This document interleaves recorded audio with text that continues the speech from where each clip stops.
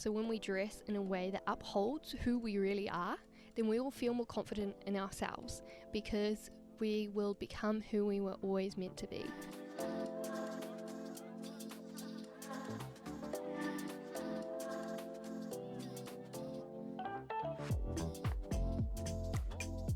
Hey guys, welcome back to Next Generation. Today's video is going to be talking about modesty. Before I get into all the practical tips and tricks, I also wanted to talk about my personal reason why I dress the way that I dress.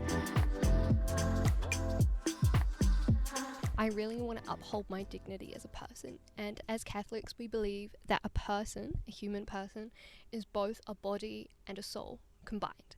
If I were to say to you to look at a person's body, you immediately would separate the person from their soul in a way, in your mind, and see them as an object, as a body. So I guess part of dressing modestly is to uphold the person as both a body and a soul. So that goes for both men and women. In our day and age, it's kind of obvious that that is kind of being fractured in a way, that understanding of a person being both a body and a soul, and someone with inherent dignity. I want to dress in the way that upholds who I am.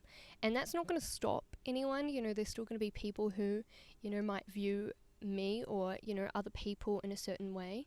And it doesn't give anyone like a free pass to look at someone lustfully if they're not dressing modestly.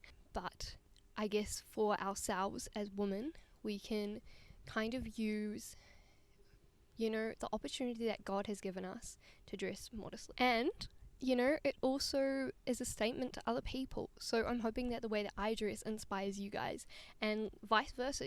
As a woman, you should inspire other women to know that you can dress modestly and still look beautiful. So now I want to get into some of my practical tips and tricks. I have 4 lined up for you guys. So number 1, the first one is have a list when you go shopping so you don't settle for something trendy. One of the things that me and my sister were talking about the other day when we went shopping was the importance of having a list of what you need to get. So for example, I knew that I wanted to get like a long skirt and I needed like two t-shirts.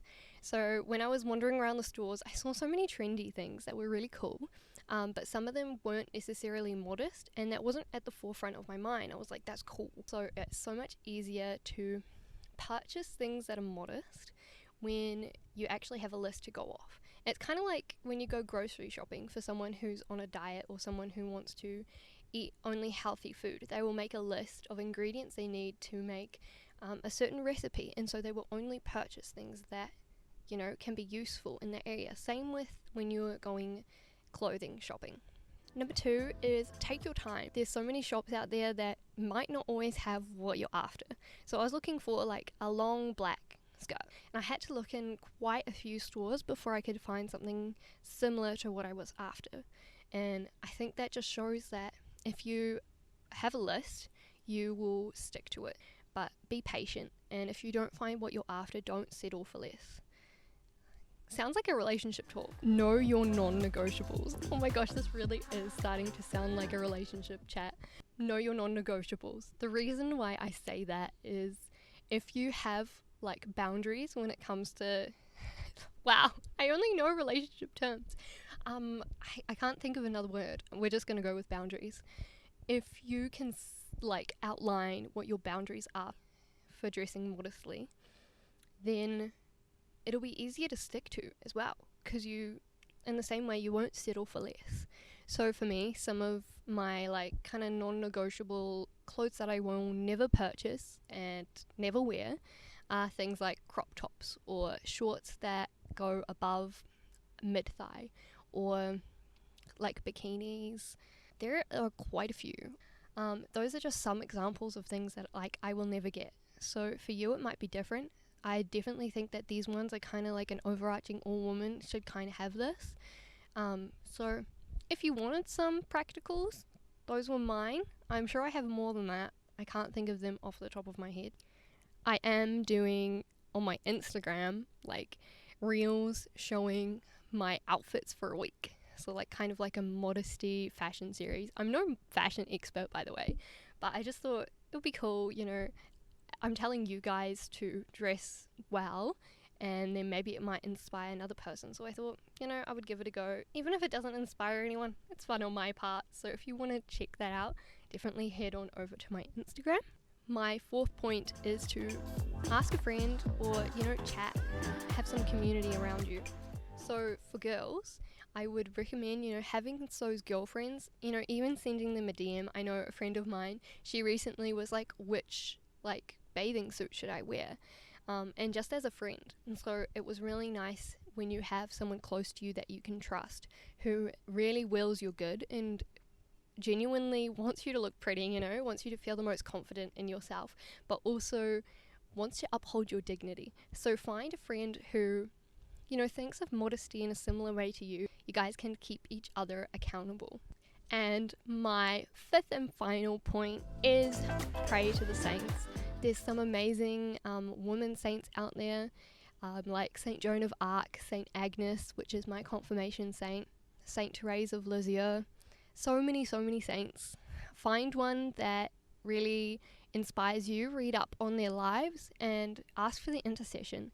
And it is only really through the grace of God that we can reach holiness. That was one of the things I learned over my Theology of the Body weekend that I recently did with Maria Pies, was the importance of knowing that God alone suffices.